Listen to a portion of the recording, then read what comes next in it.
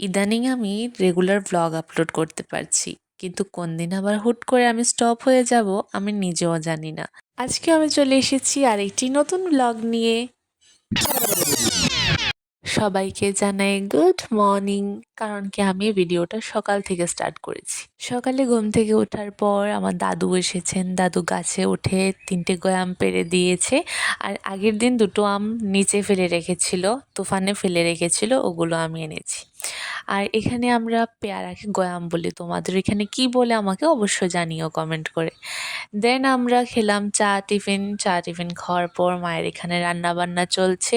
মা রান্না করেছে মুড়ি ঘন্ট মাছের মাথা দিয়ে, 2 রকমের ভাজি, আর রান্না করবে হচ্ছে মাছের ঝোল। তো এখানে মায়ের রান্নাটা একটু তাড়াতাড়ি করেই করে নিচ্ছে, কারণ কি আমরা একটু বের হব। তো এখানে মায়ের রান্না করা শেষ হওয়ার পর আমরা খেতে বসবো। তো এখানে মায়ের রান্না করা শেষ, আর আমি এখানে ভাত বেড়ে নিয়েছি, এবার বসবো আমরা খেতে। তো খাওয়া দাওয়া করার পর বলেছিলাম না আমরা একটু বের হবো, তো একটা কাজে আমরা বেরিয়েছিলাম। আর এখানে রাস্তায় একজন ফুচকা নিয়ে বসেছে, তো এখান থেকে ফুচকা খেলাম। ফুচকাটা খেতে তেমন একটা ভালো ছিল না, আবার খারাপও ছিল না। খাওয়ার পর আমরা একটু এখানে হাঁটছি, কিছুক্ষণ বসবো কারণ একটু ভালো হাওয়া দিচ্ছিল। এই জায়গাটা কে কে চেনো অবশ্যই আমাকে কমেন্ট করে জানাবে। এখানে জলটা দেখে এতটা ভাল লাগছিল, মনে হচ্ছে যেমন গিয়ে একবার হলো একটা ডুব দিয়ে উঠি।